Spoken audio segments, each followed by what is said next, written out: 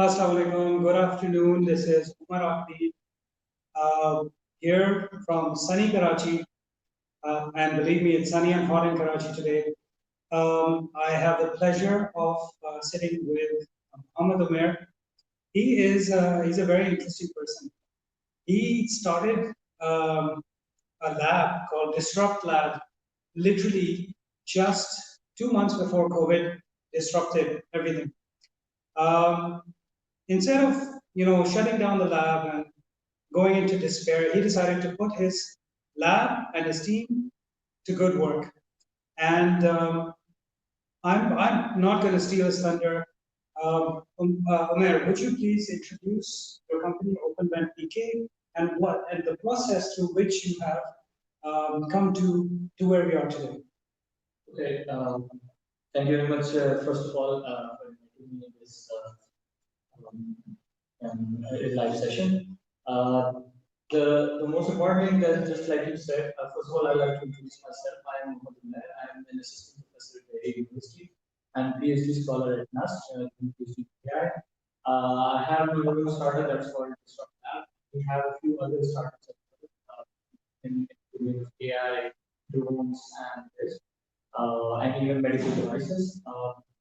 I've been to University of Toronto for 6 months for a scholarship work, and I've been working in the tech domain for quite some time now. Once we got hit by COVID, there was this discussion in the circles that, okay, as engineers, as tech guys, how we can contribute towards making like solving this challenging situation. And when I was sitting with one of my mentors, Dr. Abid Kareem, he is in Islamic technology. We were discussing, okay, what can we do as engineers? So we thought, what's the most important thing that is required for COVID? And we were discussing, okay, there are around like 400 to 500 ventilators in Karachi. There are a population of 22 million people. So that's like, God forbid, if COVID gets out of hand, we will not have ventilators like things happen in other places. So we decided that why not let's make an emergency ventilator. Let's push ourselves, and we hope that it shouldn't be used. I mean, ideally, we would get over COVID, but if it is used, we are able to do that. So I gave a call on Facebook that, okay, I'm making ventilators and stuff. So those who can help me out, they should help me out. And just after that, that post actually went viral, and I had a lot of phone calls, and I had a lot of people selling, okay, we want to fund you, we want to help you with respect to expertise. So initially, I said, okay, we don't want your funds right now. What we want is expertise, capable people who can design stuff, like electrical engineers, biomedical engineers, software engineers, medical doctors and stuff. So because it's been so viral, so I had to out consolidate all that effort.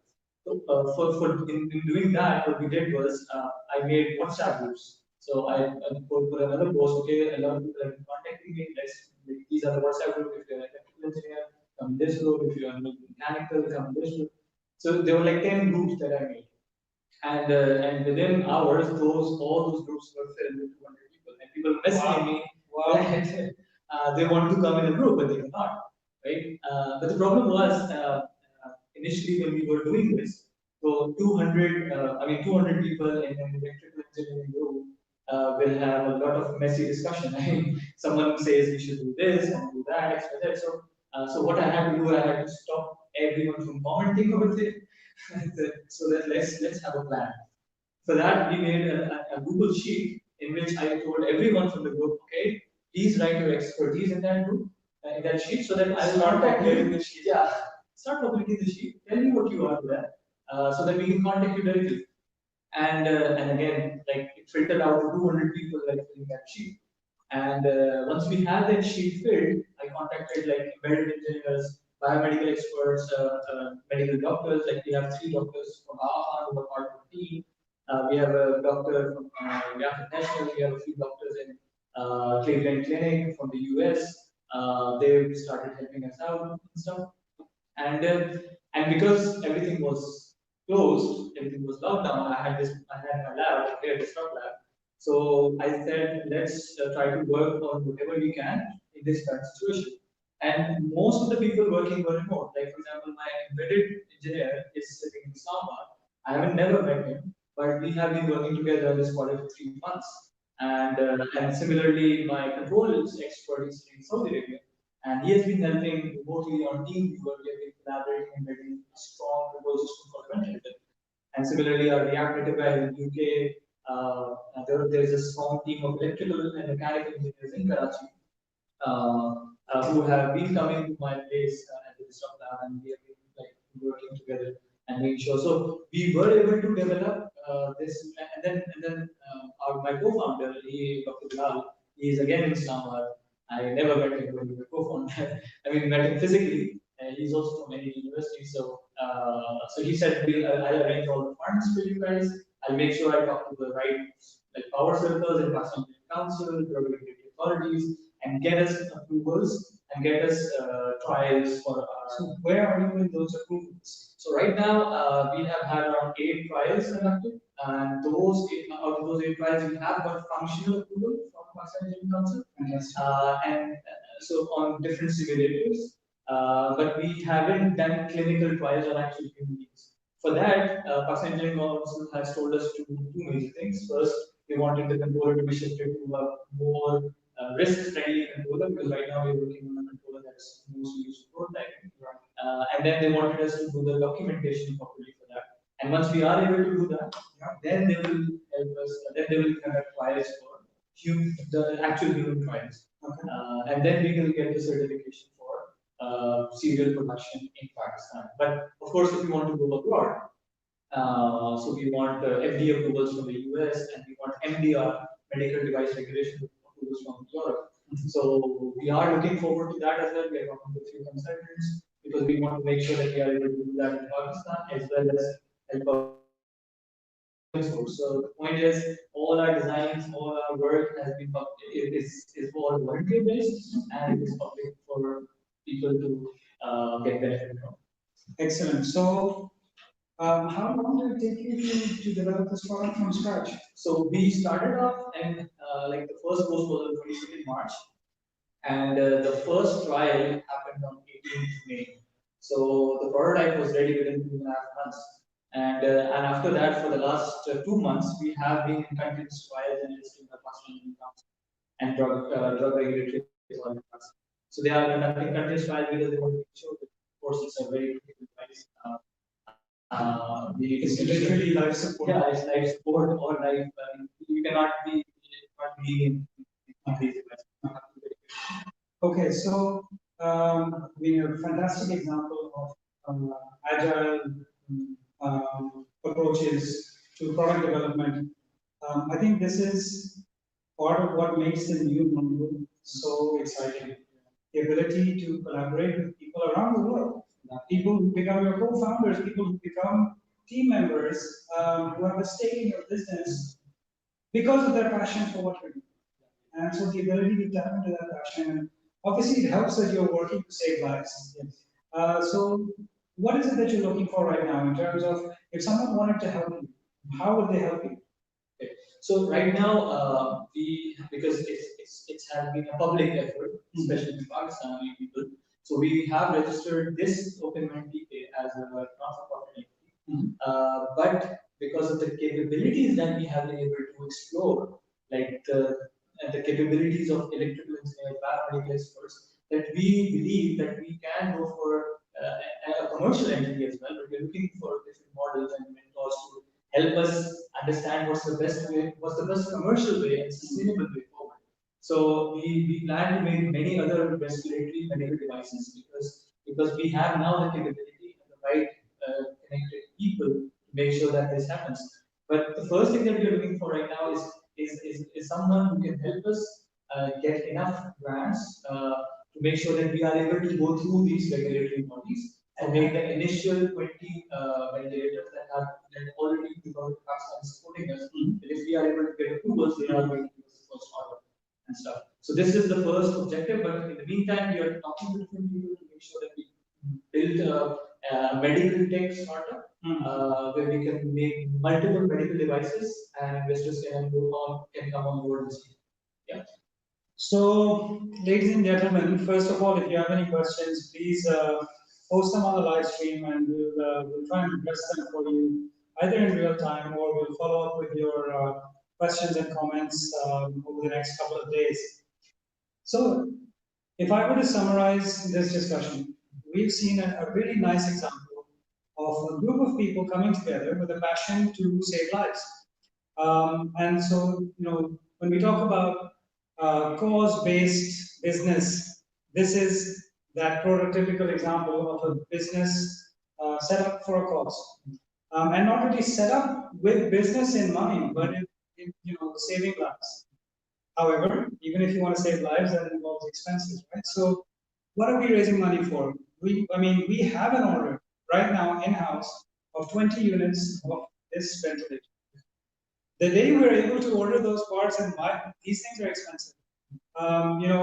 If you're sitting in Silicon Valley and listening to this, yeah, maybe $40,000 is, your coffee check for the week. But in Pakistan, $40,000 means the ability to buy the parts and the equipment we need to manufacture 20 vents that would be sold for about $75,000. Again, why would you get excited for $75,000 worth of revenue? I think that's not the point. If you're interested in the healthcare space or the medical tech space, this is a company that is now they've discovered a talent for developing new products. They have developed a process that allows them to source and build these products very cost effectively and in a time frame that is, quite frankly, astonishing, mashallah. So even if you assume that it takes them instead of 2 months, on average 6 months to develop a new product, that means if there are enough product teams working on parallel projects, you could have a fully sustainable business with multiple revenue streams in different types of medical devices in the next 2 years. That is a for-profit business. That is not a not-for-profit. This OpenVent business, from what Umair assures me, will always remain not-for-profit because it was built with this objective of saving lives. I think the company will always remain true to its core purpose of helping people, but at the end of the day, the company has to be sustainable. It has to be able to make money. If you're interested in the health tech space, if you think that you'd like to learn more about OpenVentPk and about other startups in this space in Pakistan, or about Pakistan, the startup environment in general. As I've mentioned before, the ecosystem is at a phase where you're at the bottom of that curve.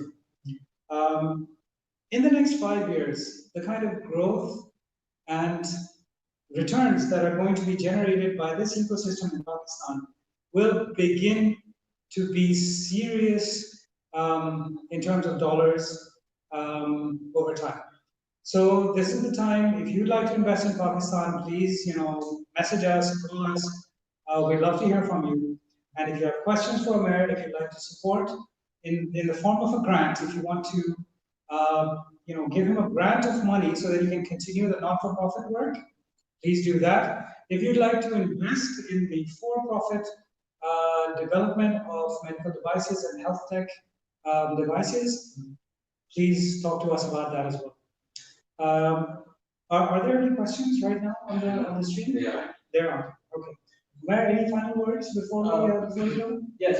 So what I would say is that our design was based on the MIT open source design. So we didn't go from like any other source, but we looked at the top-notch designs and how they are working, and we started off from there, and we acknowledged the fact that we have been using the literature because it was open source by them as well. And this actually helped us accelerate in a much faster way. Yeah. And because in respiratory diseases, respiratory devices, ventilators is like the top of the line. Like it's the most complex device in respiratory. There are many other devices like CPAP machines, BiPAP machines, oxygen concentrators, high flow oxygen meters. These are all devices that can be made locally very easily. and that can be commercialized in the long run. So this is what we are looking for. If you're interested in investing in a medtech startup, definitely we can have multiple devices that we can make exclusively for different clients, where the IP will be for specific clients because they will be getting profits from it. Right now, OpenVentPk was open source, was the work of people from Pakistan. They gave their time, they gave their money, they gave their expertise free of cost. So we want to keep it that way, and we want to make sure that OpenVentPk, with this crisis, the COVID crisis, we are able to come out stronger with as a nation, and we are able to work for the country in a much better way. I think you set an excellent example for a lot of entrepreneurs in Pakistan and around the world. And I'm sure that a lot of people will be reaching out. I do see some questions coming up, but I think we'll address them offline. In the meantime, from AssemblyF and yours truly, Umair, thank you so much for your time. Thank you for listening and watching, and we look forward to hearing from you. Take care, stay safe, and stay home. You do the elbow bump? Yeah. Elbow bump. Thank you.